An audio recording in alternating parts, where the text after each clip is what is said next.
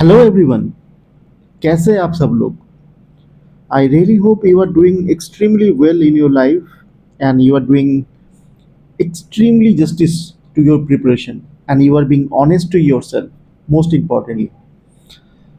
जैसे कि हम लोग इस सीरीज में कंटिन्यू कर रहे थे अरिथमेटिक के ऐसे कुछ क्वेश्चन लेके डिस्कशन, जहाँ पे ऐसा कुछ ट्रिक, ऐसा कुछ कंसेप्ट हम लोग सीखने वाले हैं, जो कंसेप्ट, जो ट्रिक्स अगर आप आपके अपकमिंग एग्जाम में कहीं पे भी इसका यूटिलाइज करते हो तो आपका जो सिलेक्शन का चांसेस है वो बहुत ज़्यादा इंक्रीज हो जाएगा।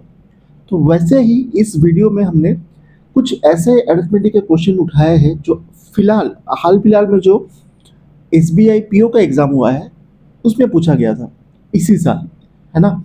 तो ये वीडियो उन सब के लिए इम्पोर्टेंट है जो अपना अरिथमेटिक का कंसेप्ट, अरिथमेटिक का जो ट्रिक्स हैं उसको एकदम क्रिस्टल क्लियर रखना चाहते हैं और क्वेश्चन को कम से कम टाइम में करना पसंद करते हैं।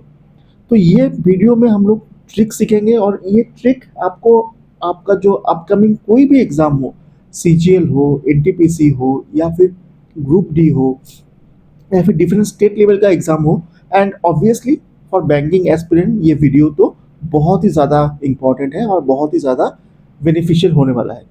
चलिए इस वीडियो को शुरू करते हैं और एकदम आराम आराम से एक एक करके क्वेश्चन को हम लोग सीखते हैं और देखते हैं कि आप कैसे इस क्वेश्चन को पहले इसको सॉल्व करते थे और आज के बाद ये वीडियो सीख देखने के बाद, कॉन्सेप्ट सीखने के बाद आपका जो नेक्स्ट मॉक आएगा, जो नेक्स्ट मॉक में आप अपेयर होंगे या फिर जो नेक्स्ट रियल एग्जाम में आप अपेयर होंगे, उसमें आप इस क्वेश्चन को कैसे बहुत ही ज़्यादा स्मार्टली टैकल कर सकते हैं। ठीक है ना। चलिए शुरू करते हैं आज का फर्स्ट क्वेश्चन। जैसे कि आप स्क्रीन पे देख पा रहे हैं, ये क्वेश्चन आपको बेसिकली पूछा गया है chapter of from the chapter of what, boat and stream. अब बोट एंड स्ट्रीम का क्वेश्चन आपको पेपर में, खास करके बैंकिंग पेपर में तो आजकल बहुत ज़्यादा पूछा जाता है ना। Time and boat and stream का जो मदर चैप्टर है उसको मैं क्या बोल सकता हूँ, speed time distance. Speed time distance का क्वेश्चन ना पूछते हुए बोट एंड स्ट्रीम का क्वेश्चन पूछते हैं, ताकि आपका जो बोट एंड स्ट्रीम का कॉन्सेप्ट है एंड साथ साथ स्पीड टाइम डिस्टेंस का कॉन्सेप्ट है, दोनों चैप्टर का कॉन्सेप्ट एक साथ में आपको पूछ लिया जाए, है ना। तो एग्जामिनर भी आज बहुत ज़्यादा स्मार्ट बनते जा रहे हैं, है ना। चलिए देखते हैं इस क्वेश्चन को कैसे आप डील कर सकते हैं बहुत आराम से, बहुत स्मार्टली। हम जानते हैं कि अगर अपस्ट्रीम स्पीड में speed of the boat x है और speed of the stream y है, तो ऐसे केस में जब डाउनस्ट्रीम का बात होगा तब स्पीड कम होगा, और जब अपस्ट्रीम का बात होगा तब स्पीड कम होगा, और जब डाउनस्ट्रीम का बात होगा तो स्पीड ज़्यादा होगा। तो इसमें मैंने क्या माना, इसमें मैं जानता हूँ with the normal notation that x is nothing but the speed of the boat and y is nothing but the speed of the stream, है ना। चलिए, Saurabh starts rowing his boat from point P against stream for 30 minutes and then comes backward in the direction of stream for next 30 minutes and reaches point Q. If distance between P and Q is 12 kilometre, then find the speed of the stream. Total distance मुझे P से Q तक कितना देके रखा है, 12, and वो भी किस में, किलोमीटर में। और जो मिनट है, जो टाइम है, वो किस में देके रखा है, 30 मिनट्स में। ये देख के ही आपको समझ में आ जाना चाहिए कि इस मिनट को किलोमीटर में, मिनट को आवर में कर लेना ज़रूरी है, क्योंकि जब मेरे पास ऑप्शन है वो सब किलोमीटर पर आवर में है ना। तो अगर मैं 30 मिनट्स को आवर में कन्वर्ट करता हूँ तो it is nothing but half hours. तो देखो क्या हो रहा है, जब सौरभ शुरू किया जर्नी तब उसने against the stream with the stream नहीं, अगेंस्ट द स्ट्रीम। जाहिर सा बात है जब अगेंस्ट द स्ट्रीम जाएगा तो स्पीड कम होगा, तो स्पीड कम है और टाइम कितना लगा, कितना देर तक चला, 30 मिनट्स। तो मैंने क्या किया, basically speed by time, speed by time हमारा बेसिक चैप्टर का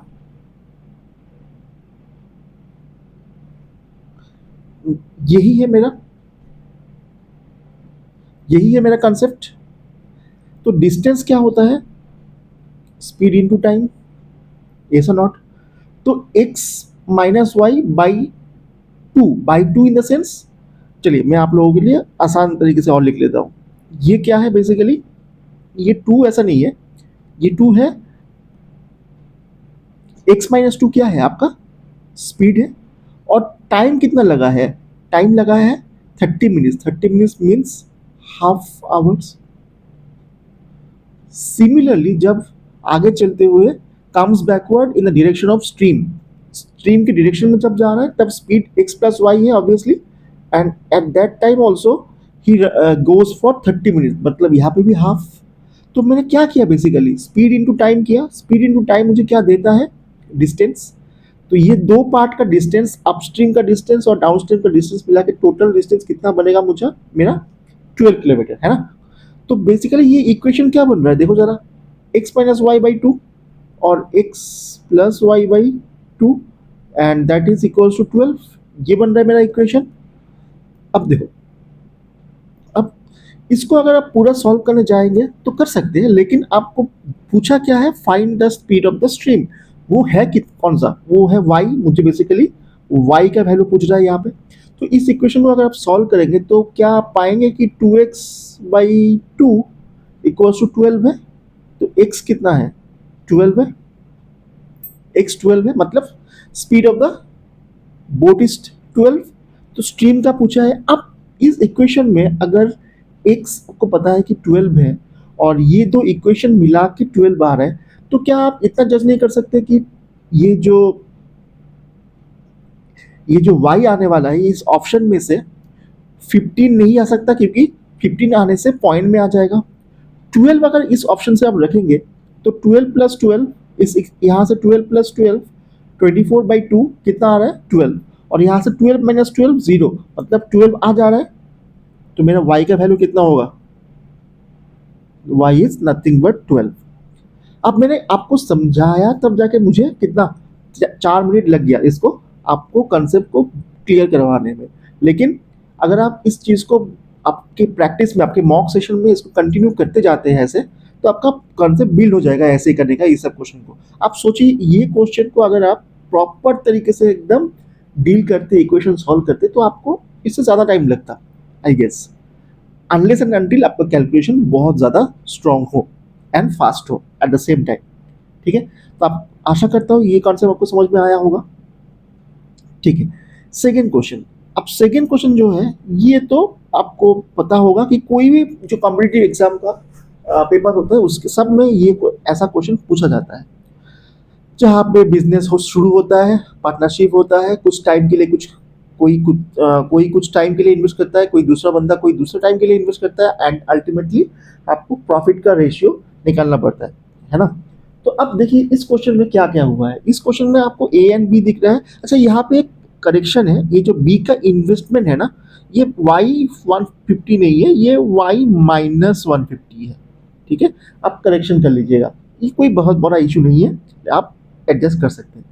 ठीक है, अब देखिए यहाँ पे बोला है A and B entered into a business investing this much rupees, y plus 50, y plus 150 and y minus 150। The ratio of time for which A and B made their investment is 3:2। Profit shares of A is 960 out of 1408, है ना। तो आपको y का value पूछने बोला है। इस chapter का बेस क्या है, प्रॉफिट, इन्वेस्टमेंट और टाइम दोनों से रिलेटेड है ऐसे करके, है कि नहीं। तो आपको अगर ये पता है तो आप आराम से ये जहाँ बोल सकते हो कि ए का जो इन्वेस्टमेंट है और टाइम है, सॉरी, वो 3 है, रेशियो ऑफ टाइम, टाइम 3 है और इन्वेस्टमेंट कितना है उसका y प्लस 150। बी का कितना है, टाइम है 2 और इन्वेस्टमेंट कितना है 2 माइनस 150। और ये दोनों का जो रेशियो है वो रेशियो कितना है, ए का जो प्रॉफिट शेयर है वो कितना आने वाला है 960, एंड ऑब्वियसली बी का कितना आने वाला है 1408 माइनस 960। लेकिन आपको बी का निकालने की जरूरत ही नहीं है, आप क्वेश्चन को इस बस इतना एक लाइन से ही उड़ा सकते हो। अब समझिए कैसे। अब देखिए इस क्वेश्चन में आपको ये आप कर सकते हैं पहले तो, 3 से 960 कट के 320 बना लिए। अब मुझे ये बताइए y प्लस 150 320 के बराबर कब होगा? ऑब्वियसली ये सब रेशियो है, मैं जानता हूँ, लेकिन y प्लस 150 इक्वल्स टू 320 ये भी एक वैल्यू हो सकता है। तो ऐसे केस में y का मिनिमम वैल्यू कितना हो सकता है? 170। आपसे y पूछा है, तो y का एक वैल्यू अगर 170 हो सकता है, तो जो आपका डिजायर्ड आंसर है वो वैल्यू भी कहीं ना कहीं 170 का मल्टीपल ही आने वाला है। यस और नॉट? 170 का मल्टीपल ही आएगा। अगर आप यहाँ, मतलब मैं आपको एक इस चीज को आपको इलेबोरेटली समझा देता हूँ। अगर ये 320 की जगह पे 640 रहता, तो y का वैल्यू क्या आता? अगर मैं बोलता हूँ y प्लस 150 इक्वल्स टू 320 का डबल कितना है? अच्छा, ये भी अगर आपको समझ में नहीं आ रहा है, तो आप प्रीवियस वीडियो से आप ये कंसेप्ट समझ पाए होंगे कि अगर y एक बार को मेरे पास 170 आ गया है, एक बार को अगर मेरे पास 170 आ गया है, तो y का जो वैल्यू होगा वो कहीं ना कहीं 170 का मल्टीपल है। आप देखिए 170 का मल्टीपल क्या 950 है? नहीं है। 750 है? नहीं है। 850 है? 1050 है क्या? नहीं है, सॉरी नहीं है। 1250 भी नहीं है। तो मेरा आंसर डेफिनेटली क्या होगा? 850,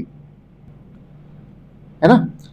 तो आप इस क्वेश्चन को पूरा का पूरा अगर सॉल्व करने जाते हैं, और अगर इस क्वेश्चन को आप ऐसे ही एक लाइन पे उड़ा देते हो, आप टाइम समझ रहे हो कि कितना आप टाइम गेन कर पाएंगे आपका एग्जाम में। तो ऐसा कॉन्सेप्ट आपको लगाना पड़ेगा। ये सब जो कॉन्सेप्ट है, ये कोई बुक में नहीं मिलेगा। कोई टीचर समझाएगा या नहीं समझाएगा डाउटफुल है, समझा सकता है, लेकिन आपको ये सब चीजें प्रैक्टिस कर करके इम्प्रोवाइजेशन बोलते हैं इसको। It is nothing but improvisation. इसमें कोई भी रॉकेट साइंस नहीं है, just improvisation. And in original exam जो जितना अच्छा इम्प्रोवाइजेशन करता है एग्जाम हॉल में बैठ के, वो गेनर है, वो एग्जाम निकाल लेगा। ये डेफिनेट है। आप पहले से प्री प्लान करके कुछ चीजें जा सकते हैं, लेकिन एग्जाम हॉल में अगर आपको इम्प्रोवाइजेशन नहीं आता, तो आप बाकी से पीछे रह जाएंगे। और इम्प्रोवाइजेशन कैसे आएगा? अगर आप चीजों को घर में वैसे ही प्रैक्टिस करें। ठीक है, चलिए नेक्स्ट क्वेश्चन पे आते हैं।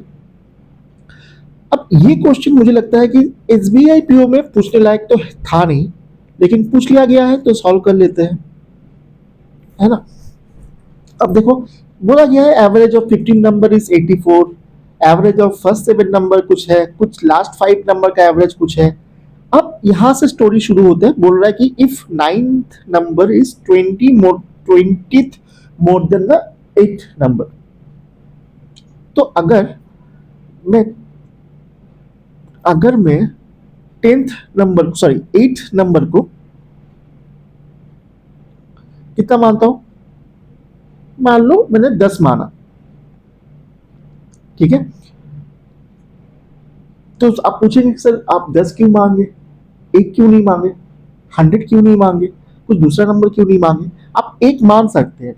सब आपको आपका ये कॉन्सेप्ट मैं क्लियर कर देता हूं। ठीक है, पहले तो मान लो आपने 8 नंबर को 1 माना, तो आपका जो 9th नंबर आने वाला है वो क्या पॉइंट में नहीं आएगा? पॉइंट में आ जाएगा। आप पॉइंट क्यों रख रहे हो अपने कैलकुलेशन में? ठीक है, इसलिए मैं 1 नहीं माना। अच्छा, 100 क्यों नहीं माना? 100 मानने से दिक्कत कुछ नहीं होता, लेकिन 100 के जगह पे 100 का 20% बढ़ाएंगे, तो जो भी है, अगर मैं 10 रखूंगा और 100 रखूंगा, तो 100 का कैलकुलेशन थोड़ा ज्यादा होगा, लंबा होगा। हम ज्यादा लंबा कैलकुलेशन क्यों करें? जब तक मेरे पास ऑप्शन है 10 रखने का, तो मैं 10 रखूंगा। मेरा पर्पस ये था कि मैं पॉइंट नहीं लाऊंगा, तो 10 रखने से ही मेरा पॉइंट नहीं आ रहा है, तो मैं 100 को क्यों लाऊंगा? है ना? ये छोटी छोटी चीजें आपको एडजस्टमेंट करना पड़ेगा। ठीक है, चलो देखते हैं, आप क्वेश्चन को उड़ाते हैं, पहले क्वेश्चन को, है ना? चलो एक मिनट। हाँ, अब देखो मैंने 8 नंबर को कितना माना? 10 माना, तो 9th नंबर कितना बन जाएगा? 12। लेकिन 10th नंबर का जो कैलकुलेशन है, ये जो 10th नंबर वाला कैलकुलेशन है, ये थोड़ा पेचीदा है। इन द सेंस कि आपको बोला गया है कि 10th number is 5/4, 5/9% less than the ninth number, मतलब 12 से इतना परसेंट लेस है। तो पहले तो 5/5/9 कितना होता है, ये होता है 50/9। 50/9% क्या है, कम है, तो परसेंट है तो नीचे एक 100 तो आएगा ही आएगा। अब कम है मतलब किससे कम है, ऑब्वियसली 100 से, है ना। तो अगर आप ये कैलकुलेशन पूरा लेस करके कर लेंगे तो आखिर तक कुछ कैसा दिखेगा आपको, आप क्या करेंगे, ये कैलकुलेशन रुको मैं आपको क्लियरली दिखा देता हूं।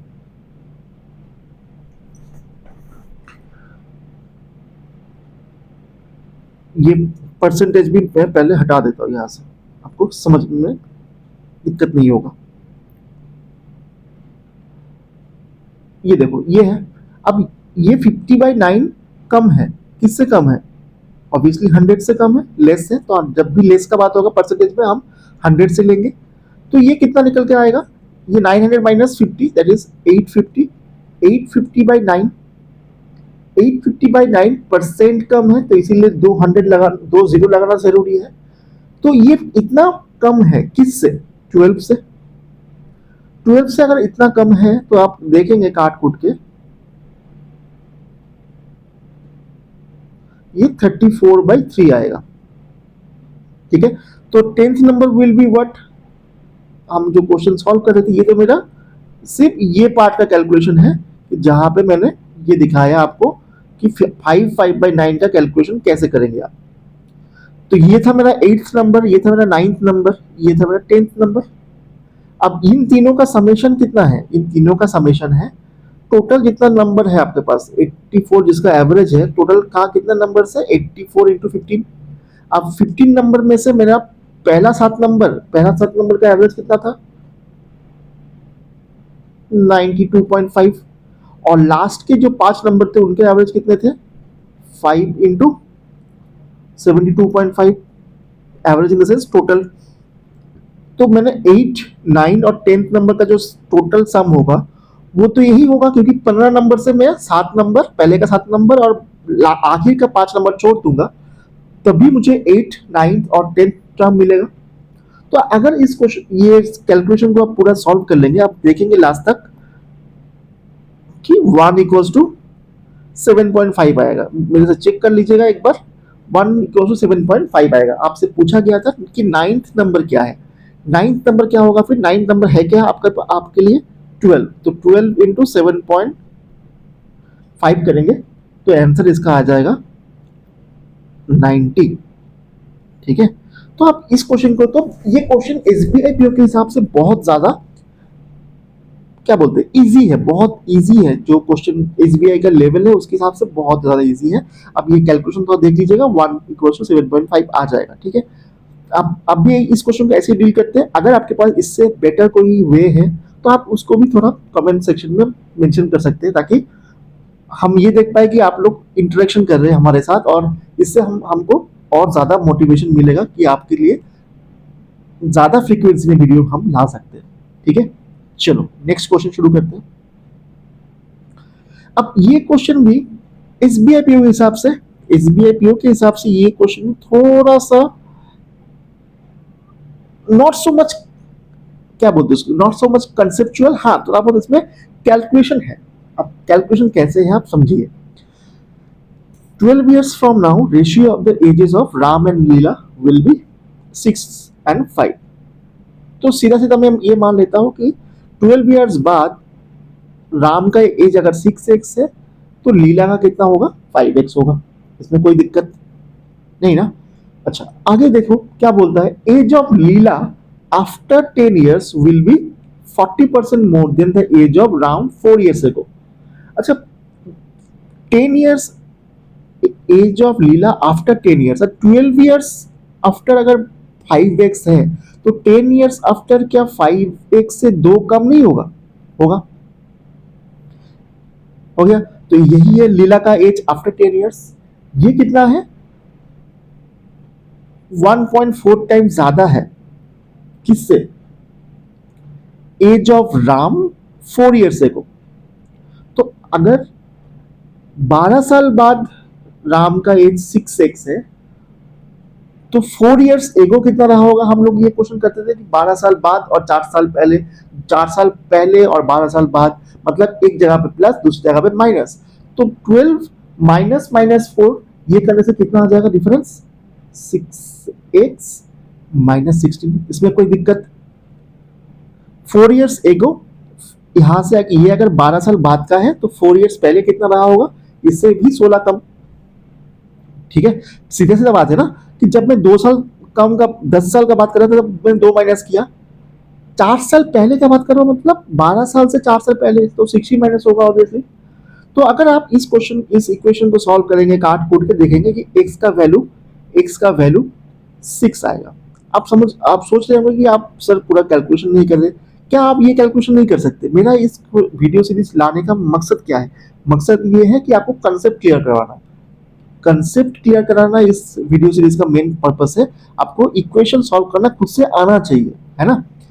और ये कोई बड़ा लंबा सा कैलकुलेशन भी नहीं है, बस मैं वीडियो शॉर्ट कर सकूं, आपको एक छोटा सा वीडियो में कम टाइम में कंसेप्ट ज्यादा दे सकूं, इसीलिए इतना कैलकुलेशन को मैं अवॉइड कर रहा हूं। आगे भी किया है और अपकमिंग जो वीडियो आने वाला है उसमें मैं कैलकुलेशन को थोड़ा बहुत अवॉइड करूंगा, आपको कंसेप्ट के ऊपर ज्यादा फोकस करूंगा, है ना। तो x अगर 6 है, आपसे अल्टीमेटली पूछा क्या है उसने कि find the present age of Laila whose age is 25% more than 25% more than, मतलब ऐसा कुछ, more than the sum of the present age of Ram and Leela. वो कितना है? अच्छा, राम एंड लीला का 12 years from now, दोनों का 12 years बाद एज का, 12 years बाद दोनों का एज कितना रहता? 11x, है ना। और बोला था कि अब प्रेजेंट एज, अब प्रेजेंट एज का बात होगा, 12 इयर्स बाद अगर 11x है तो 12 इयर्स पहले दोनों के एज से 24 कम हो जाता, है ना। तो ये जो आंसर देगा, आप यहाँ पे x का वैल्यू 6 पुट करेंगे, ये जो आंसर देगा वही इस क्वेश्चन के लिए आंसर है।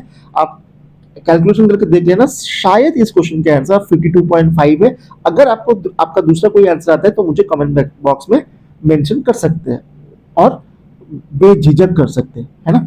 चलो नेक्स्ट क्वेश्चन देखते हैं।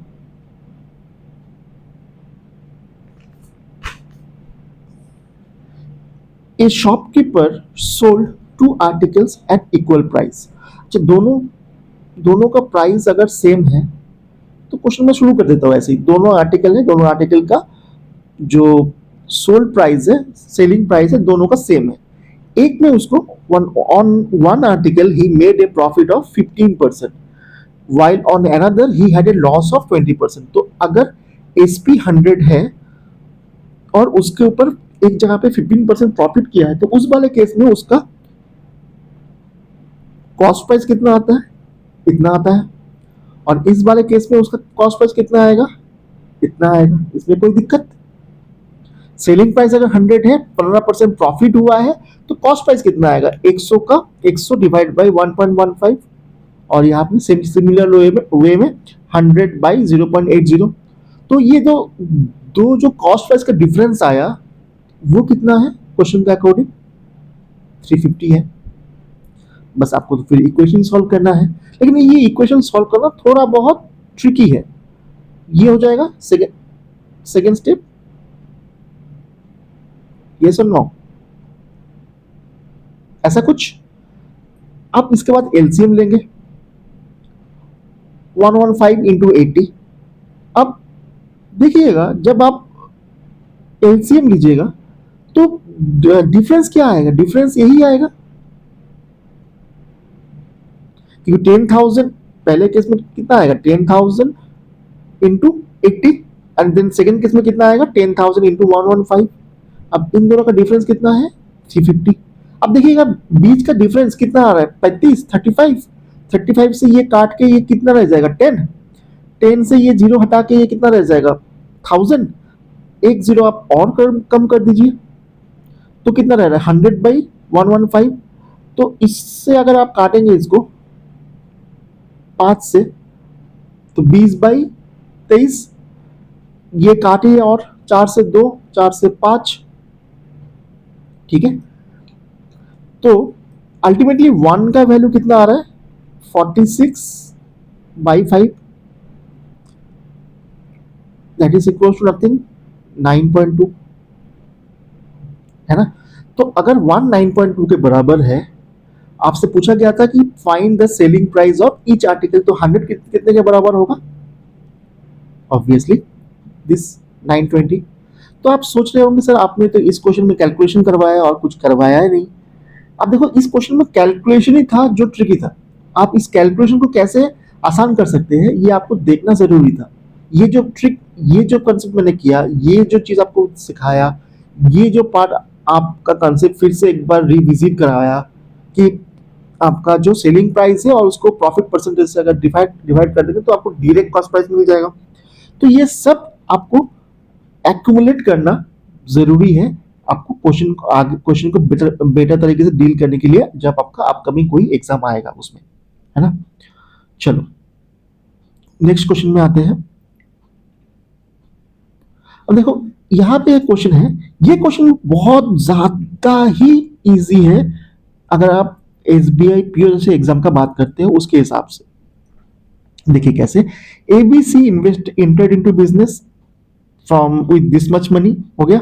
आफ्टर 6 मंथ्स ए ने ऐसा किया, बी ने कुछ किया होगा, and at the end of 9 months सबका प्रॉफिट देखा जा रहा है कि इतना है। तो आपको सिर्फ आपसे पूछा गया है कि बी का कितना है बताओ।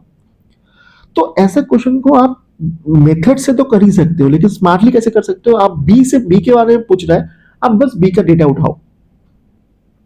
बी का डेटा क्या है, 1240 है उसका इनिशियल इन्वेस्टमेंट। ये इन्वेस्टमेंट कितना देर तक रखा उसने, ये सॉरी एक्सट्रीमली सॉरी, 1245 इंटू 6, इतना वो 6 महीने तक रखा उसने।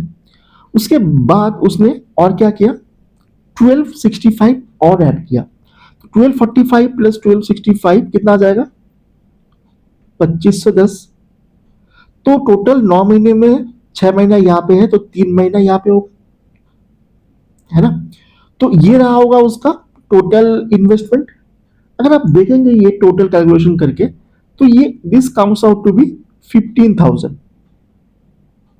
तो अगेन कंसेप्ट ऑफ रेशियो, अगर ये 15,000 आ रहा है तो 15,000 आपका ऑप्शन में है नहीं, तो आप कैसे मार्क करिएगा, मार्क आप यहाँ पे 15,000 का जो मल्टीपल था, जो फैक्टर्स थे वो कर सकते थे। आप यहाँ पे देखो 3,000 था उसका फैक्टर, अब इस क्वेश्चन के आंसर 3,000 करके आगे बढ़ सकते हैं। ये मेथड आप दूसरे किसी क्वेश्चन में भी लगा के देख सकते हैं कि ये फॉलो हो रहा है कि नहीं हो रहा है। आई एम श्योर अगर इस पैटर्न का क्वेश्चन है तो किसी भी क्वेश्चन में ये पैटर्न फॉलो हो जाएगा, अनलेस एंड अनटिल आपके पास जो ऑप्शन है उसमें दो दो ऐसा ऑप्शन रह गया जहां पे दोनों दोनों जगह पे 15,000 का मल्टीपल हो। जैसे यहाँ पे अगर 3,000 रहता और साथ साथ एक 5,000 भी दे देता तो आपको पूरा सॉल्व करने की जरूरत था इस क्वेश्चन में। लेकिन आपको अगर ऐसा कुछ दिया है डेटा जहां पे 15,000 का मल्टीपल या फैक्टर एक ही है, आप इस क्वेश्चन को यहां बस इतना करके ही निकाल सकते हो, ठीक है। अब आप बोलेंगे सर मुझे कैसे पता चलेगा कि बस बी का इतना ऐसा करके हो जाएगा या मुझे पूरा करना पड़ेगा। तो अगर आप सोचोगे तो जिसके बारे में पूछेगा उसका अगर आप पहले निकाल लोगे डेटा तो इसमें कोई दिक्कत है क्या। तो अगर आपको पूरा ही क्वेश्चन को सॉल्व करना है तो आप इसके पहले क्या करते, ए का निकालते, उसके बाद फिर बी में आते, फिर सी में जाते, यही तो करते। लेकिन अगर आप पहले बी को सॉल्व करके ऑप्शन एलिमिनेट करके आंसर कर सकते हो तो क्यों आप ए और सी के पीछे दौड़ेंगे। आपको दौड़ना नहीं है, आपको चीजों को छोटा करना है और चीजों को स्मार्टली डील करना है, ठीक है ना। चलो नेक्स्ट क्वेश्चन। अच्छा ये भी देखो, बोलते हैं ना कि एसबीआई पीओ बहुत ज्यादा टफ पेपर होता है, बहुत मुश्किल पेपर आता है, बहुत स्कोर करना इसमें बहुत डिफिकल्ट है। लेकिन कुछ क्वेश्चन ऐसे रहते हैं जहां पे आपके लिए स्कोर करने के लिए भी देते हैं। जैसे कि ये क्वेश्चन आप देखेंगे, अगर बोल रहा है कि ए shopkeeper mark an article 60% above it's cost price. अगर मैं कॉस्ट प्राइस को 100 मान लेता हूं तो मार्क प्राइस कितना होगा, 160। ठीक है।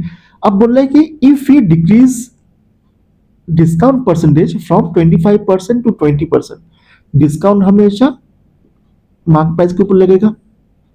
तो पहले वो 25% डिस्काउंट देता था, मतलब 160 का 25% मतलब कितना, 40% डिस्काउंट, 40 रुपीज डिस्काउंट देता था। तो बेचता कितने में था, 120 में। अब उसने 20% डिस्काउंट देना शुरू किया, मतलब 160 का 20% कितना है, 32 है। 32 कम करेंगे 160 से तो कितना मिलेगा मुझे, 128। तो अभी का सेलिंग प्राइस कितना है, 128। तो इन दोनों का जो डिफरेंस है वो कितना है, 8। क्वेश्चन के अकॉर्डिंग कितना बोल रहा है, ये 8 के वजह से ही तो, ये 8 के वजह से ही तो प्रॉफिट मिल रहा है उसको 200। तो एक का वैल्यू कितना है, 25, है ना। तो अब आपसे पूछा गया है, अब आपसे पूछा गया है कि find the profit earn by him if he gives a discount of 30%।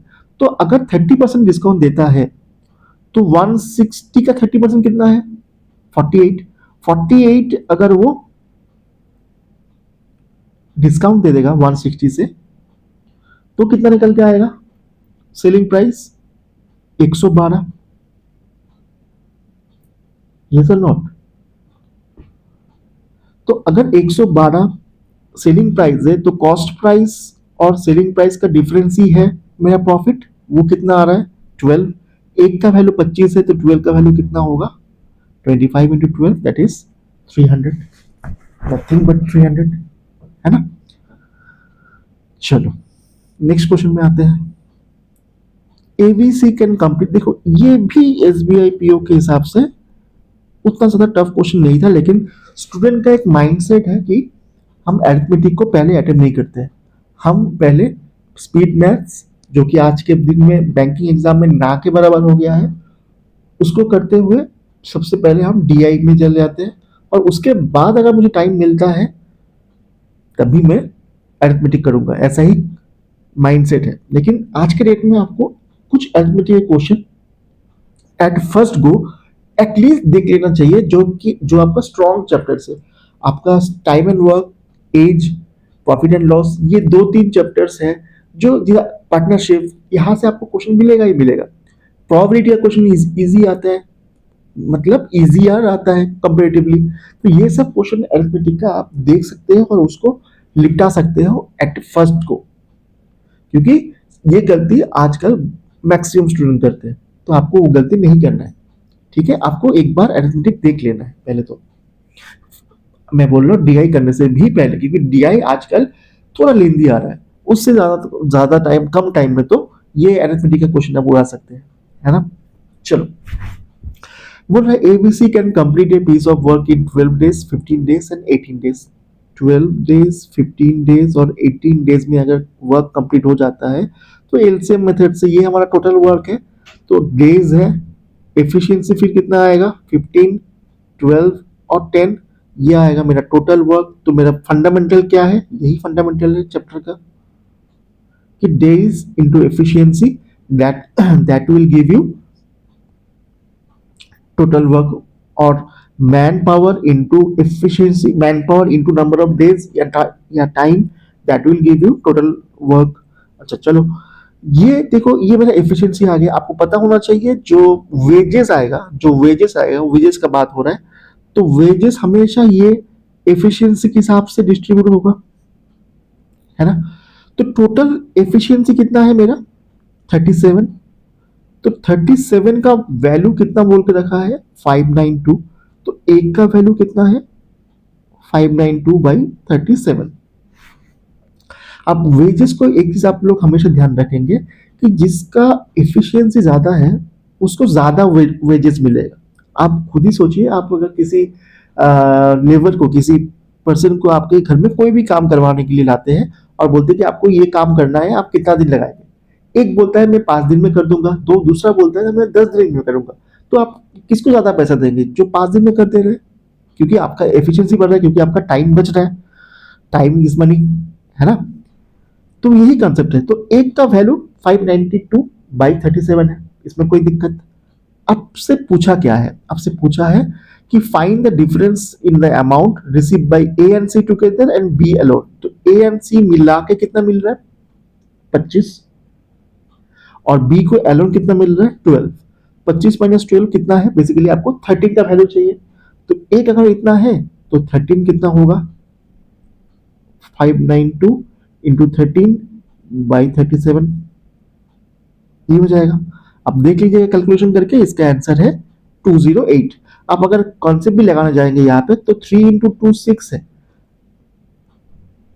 592 into 13 करेंगे तो इसका जो यूनिट डिजिट वाला मेथड है वो मेथड से अगर आप करने की कोशिश करेंगे तो कुछ बन पाएगा कि नहीं, आप एक बार चेक कर लीजिएगा। अदरवाइज ये कैलकुलेशन आपको करना है, क्योंकि जो वैल्यूज है वो सब नजदीक का है।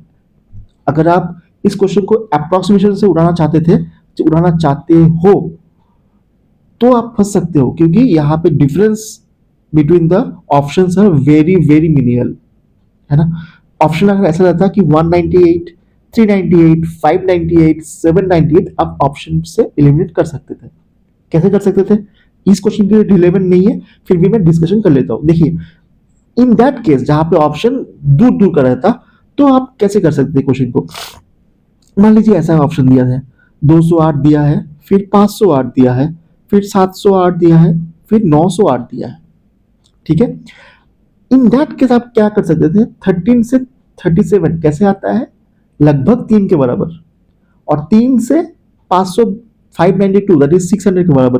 3 से 600 कैसे आता है, 200 के आसपास। 200 के आसपास आपके पास एक ही ऑप्शन था, आप वैसे कर सकते थे।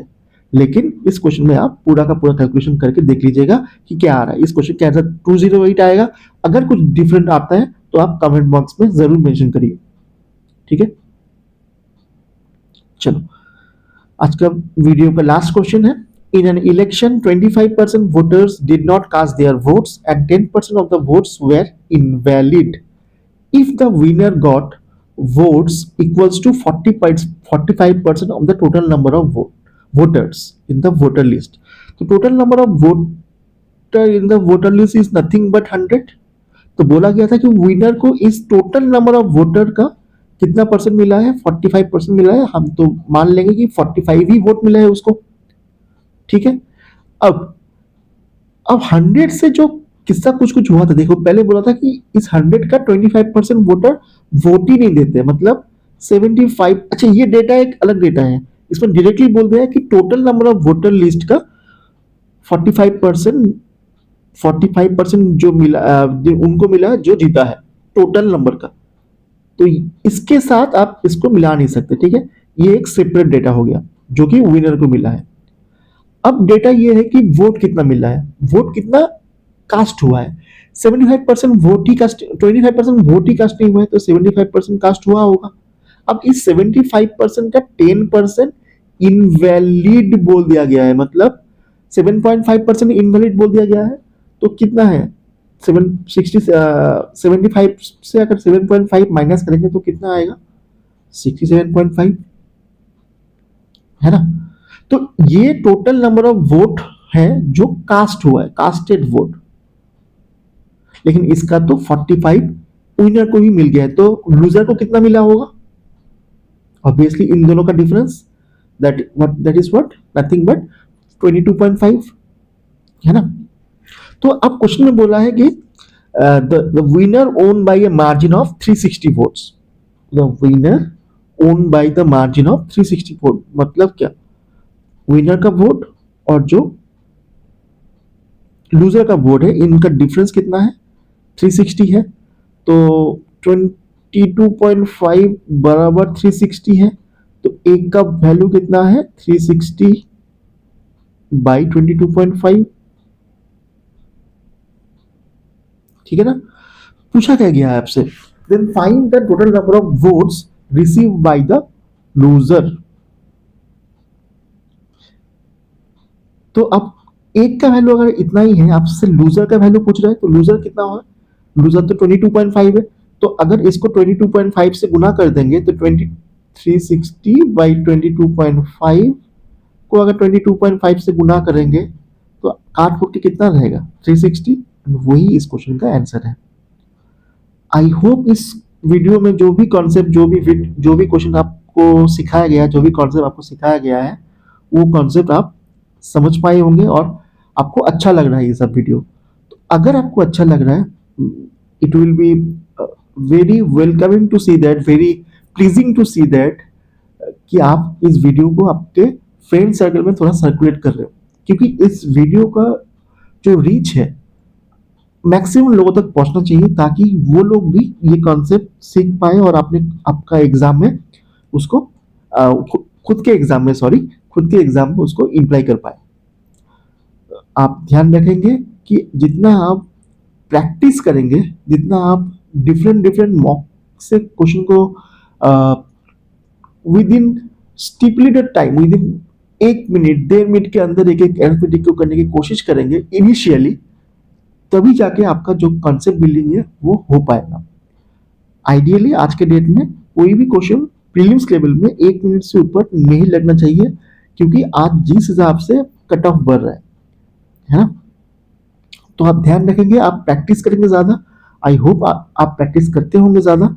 और ये सब जो कॉन्सेप्ट आप जो भी लास्ट 4-5 वीडियो में आप सीखे होंगे, उस सब कॉन्सेप्ट को आराम आराम से सीख के आपको आप थोड़ा नोट डाउन करके उसको आपका जो आप मॉक देते हैं उसमें थोड़ा उसको इम्प्लाई करने की कोशिश करिए।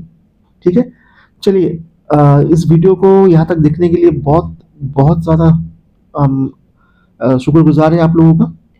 तो इस वीडियो को यहाँ पे रैप अप करते हैं। Keep the hard work going and be honest to yourself and stay tuned with us. चलो, थैंक यू सो मच।